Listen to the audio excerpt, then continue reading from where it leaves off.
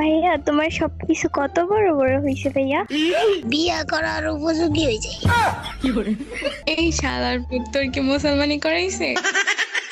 তা তো করাইছে এই শুরুতেই, এখন শুধু বিয়াটা করানো বাকি। এই শালার পুত তুই কি চাকরি বাকরি কিছু করস? তুই যে বিয়া করতে ফালাইতেছস? চাকরি করা লাগবো না, আমার বাপের টাকাটি খাইব কেনা। বাপের টাকা তোর মায়ে খাইবো, তোর মারই তো এখন তোর ভালো করে বয়স হয়নি।